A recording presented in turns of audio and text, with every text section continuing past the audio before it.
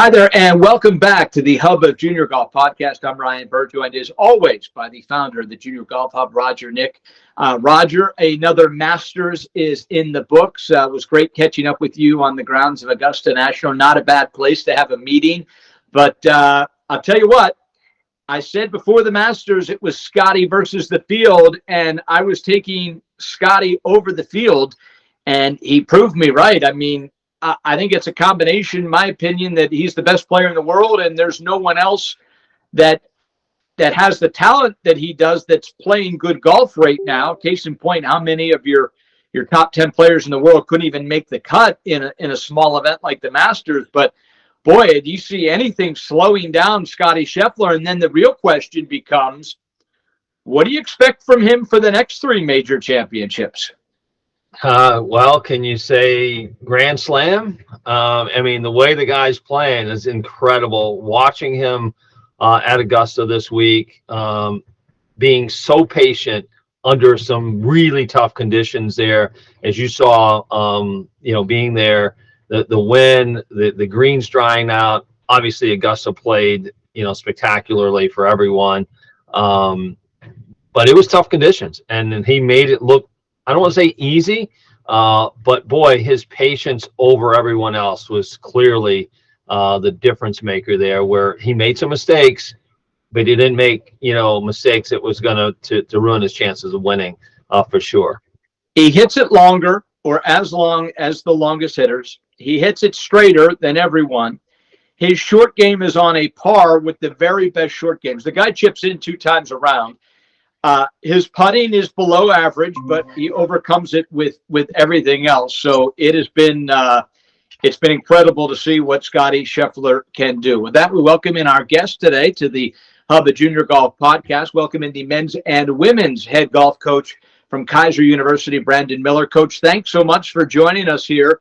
Roger and I just discussing the Masters a little bit. That boy, Scotty Scheffler is really separating from the rest of the world, whether some of the other best players aren't informed because they haven't played a ton of golf through the LIV Tour, and the best players in the PGA Tour, your Rorys, Jordans, and JTs, just aren't informed at the moment.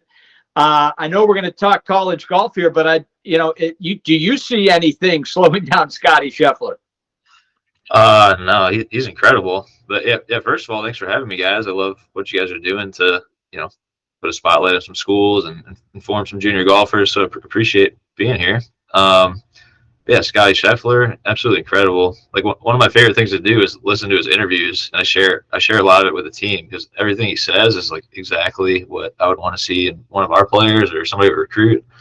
So like, to me, it's no wonder that he's the best in the world by a large margin right now, just because of how he carries himself and his demeanor, and how, I think the most important thing is, like, he's not defined by his golf score. Like, he's defined like as a husband, as a son, as a friend.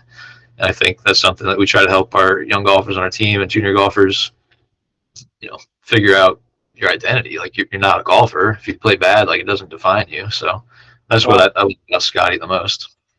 That is, boy, that hits home for me. That is and that is Scotty Scheffler. I mean, he almost seems, Roger, like he's playing without pressure.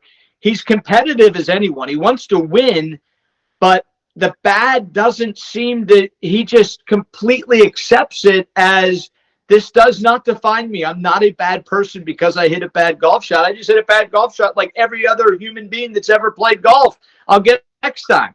Yeah, exactly. Well, I mean, as you know, we talked to Coach Fields there at Texas, where he was an alum, and he just talks about how competitive he was and how it never got to him, and he just wanted to beat everyone's brains out.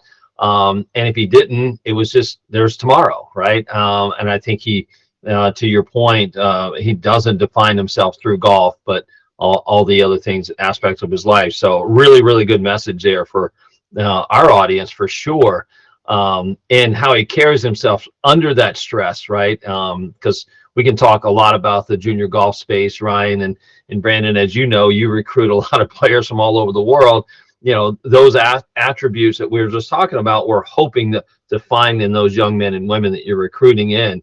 So that's a great message for our audience to hear. Speaking of, you guys are at the top of the game again. You guys are at the top of the heap. So how do you do it? How do we do it? Well, yeah, I mean, we're in West Palm Beach, so that helps. Like, great location for golf.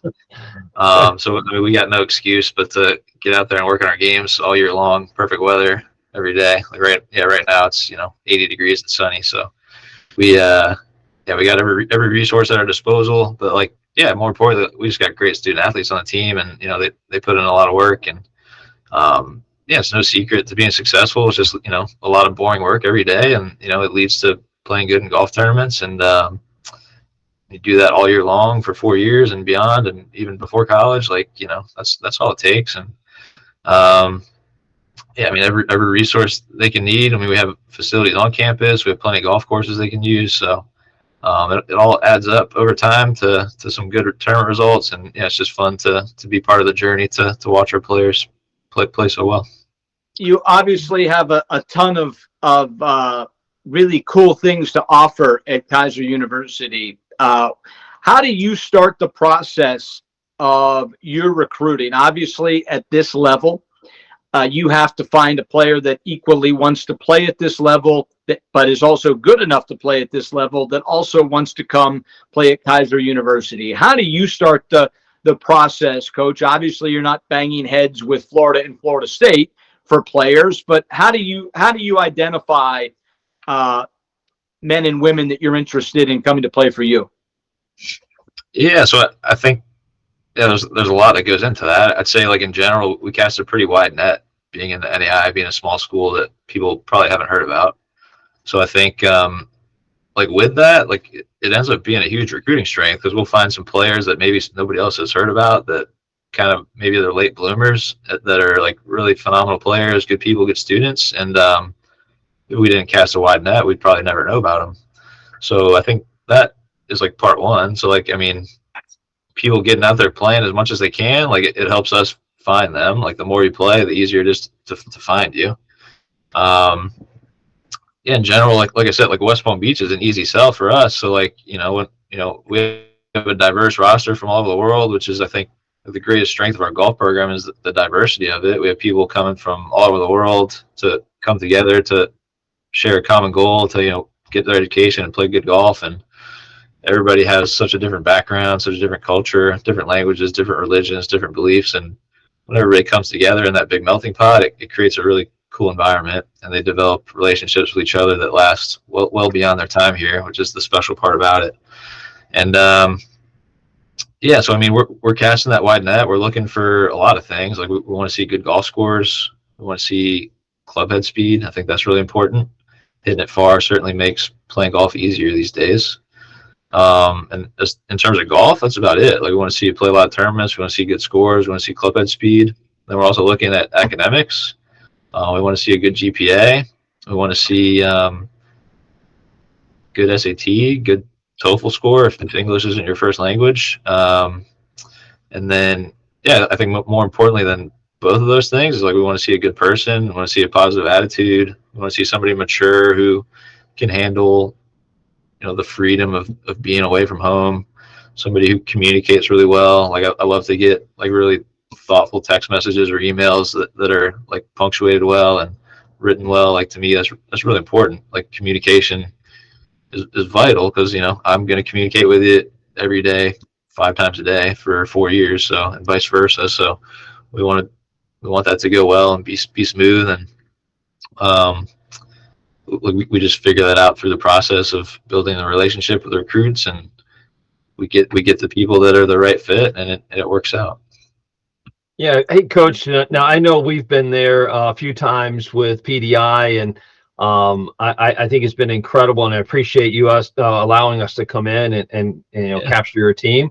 We see the data there. You guys have some of the best players in the country, bar none. Whether it's NAIA golfers or NCAA golfers, top NCAA teams and top NAIA teams. But parents and kids don't necessarily understand what the differences are when it comes to NAIA, NCAA, teams and what's required to play. Listen, you guys play a robust schedule. You play a very competitive schedule. You play a national championship. You win national championships.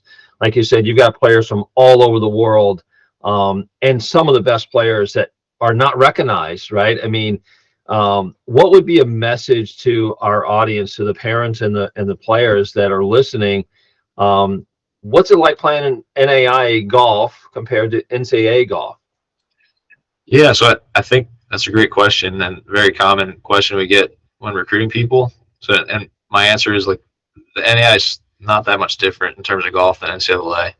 So we have a different eligibility center that you have to go through. NCAA has NCAA Clearinghouse. We have the NAIA Eligibility Center, so you can go to playnaia.org to find out about that.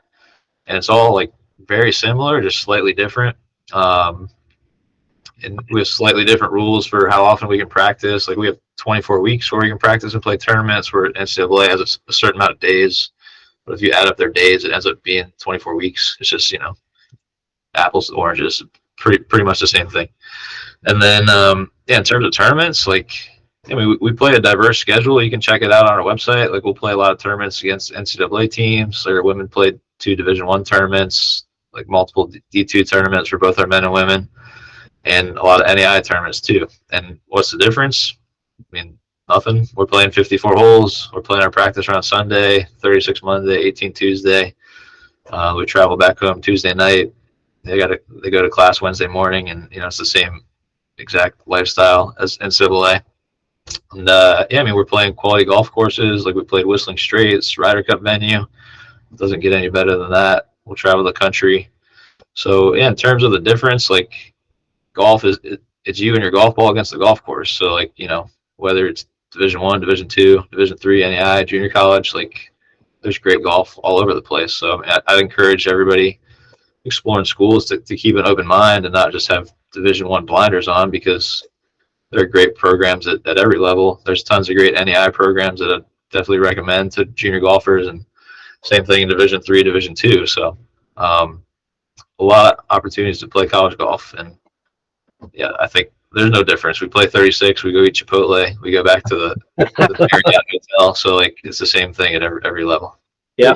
I think a lot of people don't realize that the NAIA was the original National Association of Intercollegiate Athletics before the NCAA actually was around. So it is the oldest organization in college athletics. As a former NAIA athlete myself, and we transitioned into NCAA, but at the same time, people don't realize the history behind it and what was going on there. And kind of the purest part of the sport now is in NAIA.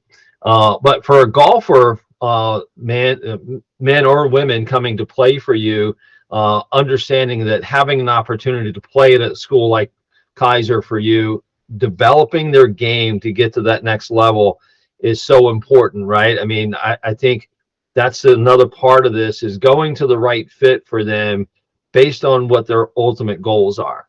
And I'm sure that you've got a lot of players that come there that don't aspire to be on the PGA or LPGA tour. However, I'm sure you have many that do, and knowing that they can go there and compete against some of the best players around the globe that you've recruited in is going to afford them that opportunity of development. Talk a little bit about what a day-to-day kind of practice setup that you guys do that's might be a little bit different than some other programs. Yeah, so we have a plethora of facilities, and we try to take advantage of them.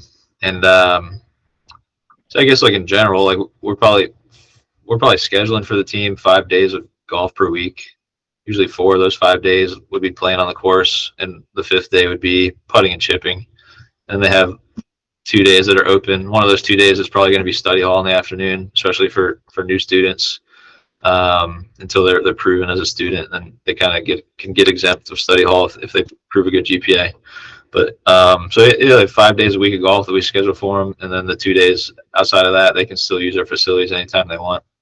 But yeah, we like to have them play on the course a lot. We have a lot of courses that we can use in the area, and I think yeah, there's a time for the driving range, but I think during our tournament season, every trophy's handed out on the golf course has nothing to do with the driving range. So we try to prepare on the course where we're going to compete. So we'll do things at practice to make it difficult and challenging. Like we want to stress them out at practice because yeah, tournament is certainly stressful. So I think the best way to prepare is to make your challenge point of practice up here so that when you go to the tournament, like you're taking a step down. It's easy.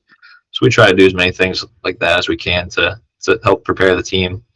And yeah, I mean, golf is just a part of it. Like we want to take a holistic approach in their lives, and we want to help them become better students and better people. And we hope when they leave our golf program, whether they want to pursue a career in pro golf, they're ready to do that, or if they want to go into the business world or finance world, that they're also ready to do that too.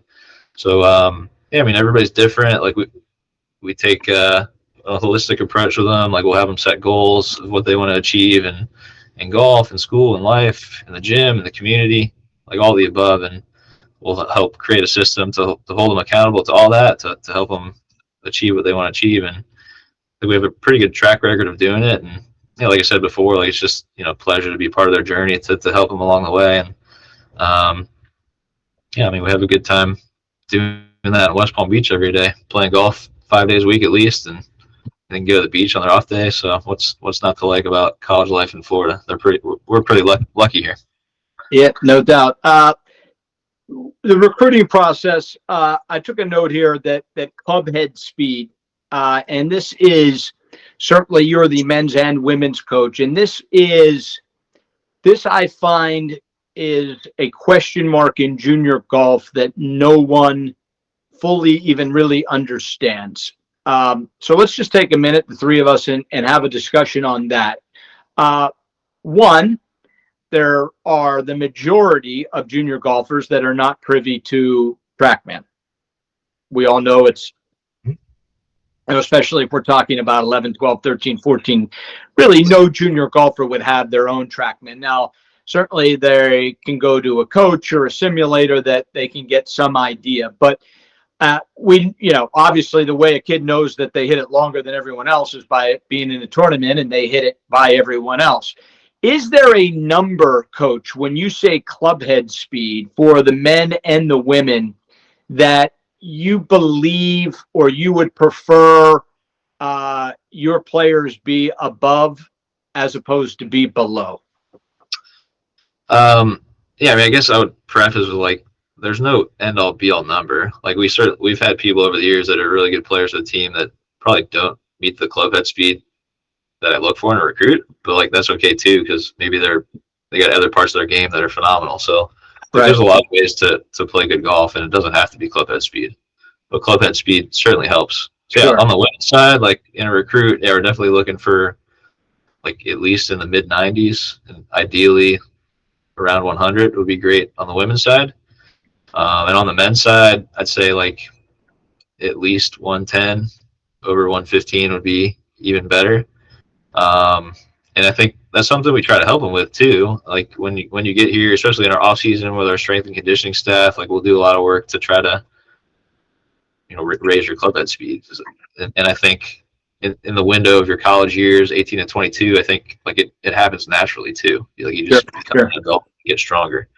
So whatever they come in at, like we track it, like we try to track as many things as possible to see their improvement over the years. I think like when they can look at like a cool chart of their progress over the years, it helps you stay motivated and stay on track. And we want to make sure that we're doing our job well. And club head speed is one of those things we track, because I think the faster your club head speed is, the easier it is to hit the ball far, which hopefully would result in better scores. But you also got to hit it straight too. So yeah, there's a lot that goes into it.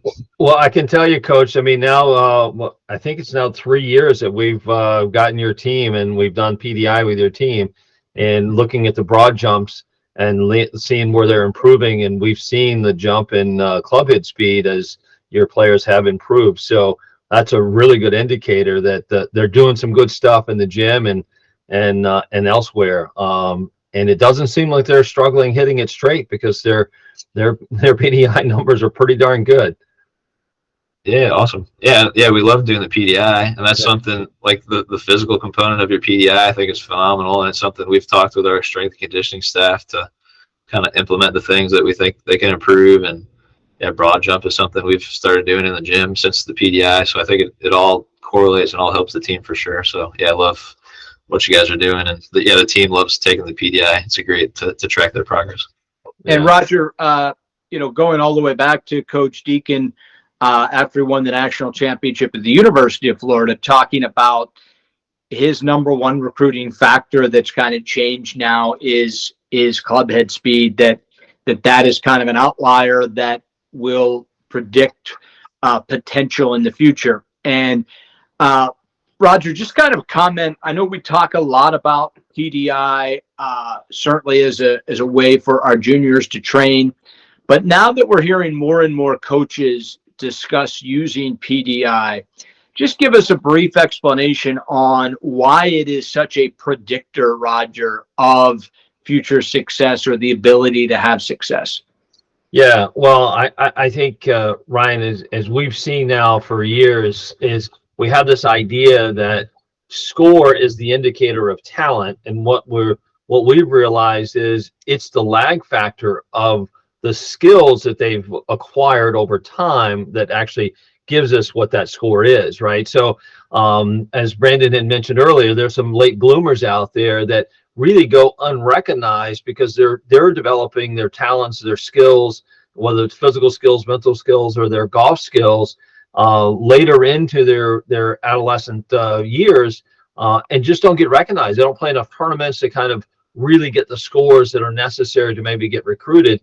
So what we've been able to find is that the better you have mental skills, the better you have golf skills, being putting, chipping, ball control, because ball control, as we saw this past week with Scotty Scheffler, is one of the best indicators of whether you're a future success or not, right? So, and that's what PDI does, right? PDI helps us understand, can you control your golf ball in every aspect of the skill sets that's needed? Do you have the strength and power to actually move it out there far enough to take advantage of that? And, do you have the mental capacity actually to put it all into play and understand, as we just talked about with Scotty Scheffler's mental side of things, his fortitude to kind of, know that he's going to stumble. And then the results are, hey, I have a better golf score because I have those skill sets, right? So PDI has really been such a good predictor because of it's the lead factors that get the lag factor scores, right? So that's why we believe it's going to be a game changer to, so many players and hopefully so many programs that are out there. Coach, as you recruit internationally, is there a difference? I mean, obviously, it's a silly question. Is there a difference because they live in different parts of the world? But breaking it down to the core, what's the biggest difference besides the language they speak or the country they grew up in? Is there a difference on the golf course you see between an international player and an American on the men's and women's side? I don't think so, to be honest. Like, I think golf is golf. Like, it translates across the world, and like, if you can play well, you can play well anywhere. I give a lot of credit to the international students for coming over because it's not easy coming to a new country. We don't know anybody. You have no idea, like anything. Like, we've had people who they come to campus and it's their first time ever in the U.S. and they're like, "Oh my gosh, what is going on?" And like, adjusting to that is incredible. And so I give them a lot of credit. I mean, I certainly, when I was 18, there's no way I can go to, any country and start life. Like, no way I was ready. So I think I give them a lot of credit for like having the maturity level to take a big leap like that and to come push themselves out of their comfort zone. And I think, that's the awesome thing. What American International, I think if you want to achieve success in golf or anything, like, you got to leave your comfort zone a little bit and push yourself and try new things. And I think, that's the thing that stands out for the international students is they're okay pushing their comfort zone and coming to a new country. So I think, like, having the independence, like, it helps your golf game. It helps everything. So I think that's kind of the one difference I see. I don't know how many Americans would be ready to travel overseas because it's just not something that's common that happens. But I think, if you have the opportunity to take part in an exchange program when you're in high school, like, I think that'd be a great experience. So Coach, I'm gonna follow that up with a really tough one here, and it's something we get questioned all the time about. Parents talking about what's a good fit for their kids, what should they do to help their kids get to that next level. I believe we believe, I would say, that parents are so much more involved in American kids' development and what they do to college, where international, yeah, they're involved, but to your point of them coming over to a new country and by themselves, if you will, to start anew, really says a lot about kind of their ability to kind of accept what is, right, and start where they start. When you talk to parents, U.S. parents in general, and talking about, Keiser University as a university that's a good fit for their kid versus another American kind of more well-known NCAA school, what are some of the barriers there? Because I think there's a barrier that, if I think about Keiser, and this is no put down to anyone, but you go, well, Keiser was an online university for a long time, right? It's not an online university, and it really has a root in a campus, right? But most people don't know that, so then they kind of poo-poo the idea that it's a good fit, right, or it's a good school. And we kind of know that from our experience with starting a high school that's a blend, right? So what do you see, and what are some information that you could tell a parent out there that Keiser could be a great fit for any student around the U.S. or around the world? Yeah, so that's a great point. So I would say like the same thing to a recruit looking at college that I said that we do when we're looking at recruits. I think they should do that's like cast a wide net. So I think a lot of recruits when they're looking at a college are like, oh, these are the 3 schools I'm going to look at. That's where I want to go. That's where I'm going to apply. So like why limit yourself? So I think you should explore a lot of options, visit a lot of campuses. Like if you're and your family are traveling somewhere, check out what colleges are in the area, whatever division it is, and just go check out the campus. You can just show up and check it out. So I think doing stuff like that would be very beneficial. Like Keiser, like we have awesome degree programs. Like notably, like something that's special to our campus is our golf management degree program. So outside my door, we have 8 golf professionals that work here every day that teach class, and they also help the players on our team, which is something really unique. So in addition to me and Isaiah and Peter, the coaches that we have on our golf coaching staff, we also have 8 golf professionals that the players on our team can work with literally anytime they want during the week. And how many schools have something like that? So like really special opportunity that we have. In addition to that, like we have a ton of alumni and over coming on year 15 here now, and we have alumni working for Amazon, Nike, Berkshire Hathaway, Rolex. So, I mean, we're producing great golfers and great people into the workforce. And I think, like I said, like if junior golfers cast a wide net and come talk to us and other NAIA schools, they'll find out great things just like that as well. So I think, the one key thing I would say would be don't limit yourself, explore everything you can. And then the more you look at it, you'll figure out what you like and what you don't like, and then just take the process from there. Well, there's no doubt what you're doing is amazing. I have time for a couple more questions. I'll just ask you, as some of the parents and students watching that might be interested, you do coach both the men's and women's team. Do you look at that as a pro or a con? I think it's a pro. Like I like spending time with both teams. I like we do a lot of practice together. I think we kind of just are one giant family. So I think it's definitely a pro for us. Like I've heard from a lot of programs where it's separate programs. Like oftentimes they'll like butt heads and fight for resources. Whereas here, like, everything is everybody's. Like what's the men's team is also the women's team. So to me, it's definitely a pro. And I think the guys and girls, this works both ways. When they play and practice together, I think they learn from each other. So I think, like in no way would it be a con to me. I think it's amazing. Yeah, go ahead, Ryan. Yeah, and obviously I agree. I think that is a unique factor for sure. My last question also is, the international students, which seems to be a bit of a bread and butter. How do you identify international players that that don't spend a whole lot of time in the U.S. playing junior golf. I understand the casting the wide net, but what do you use to even identify where the fish are to catch? Yeah, I guess, over the years we kind of learned what's going on internationally in terms of junior golf tournaments, amateur golf tournaments, and we just track progress and try to find as many tournaments going on around the world as we can, find out who's running them, find out from different golf coaches around the world.